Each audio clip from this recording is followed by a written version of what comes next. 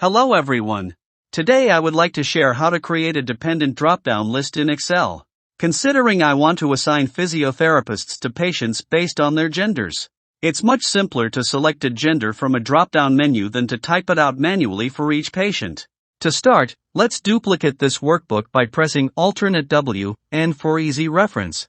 If necessary, resize the windows so we can easily refer to different worksheets of the same workbook. Now, let's select the cells for gender. Navigate to the Data tab and click on Data Validation. Under Allow, choose List. For the source, we can manually enter the genders, female and male, separated by a comma. Then, click on OK. Let's check the drop-down menu. Alternatively, we can select the range of cells from an existing table. Also, click OK when finished. Let's check the drop-down menu. Next, we'll create a dependent list for the names of physiotherapists. Begin by converting the range of names into tables. It's important to create separate tables for each gender. Select the cells for female, then press Ctrl+T. Ensure the option My Table Has Headers is checked and click OK. Rename the table according to the header, female. Repeat these steps for male. Now, let's try writing some formulas to see the results. For example, since Alexander is male, we should assign a male physiotherapist. Start a formula with an equal sign. If I reference male, I should see a table icon on the left. When I press F9, I see all names of male physiotherapists.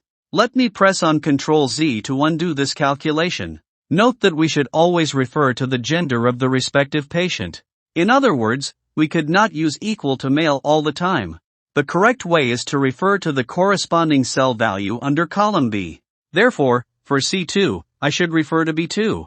However, when I press F9, I obtain male instead of a list of male physiotherapists. To overcome this issue, in front of the cell address, use the indirect function.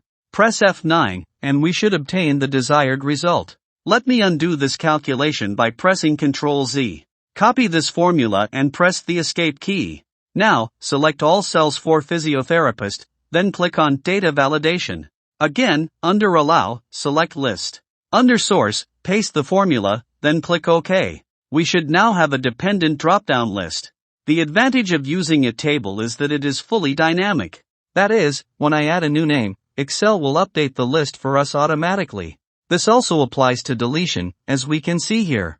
Okay, that's all for this video. Thank you for watching. I hope you liked it. I wish you a wonderful day, and this is Ah Sing.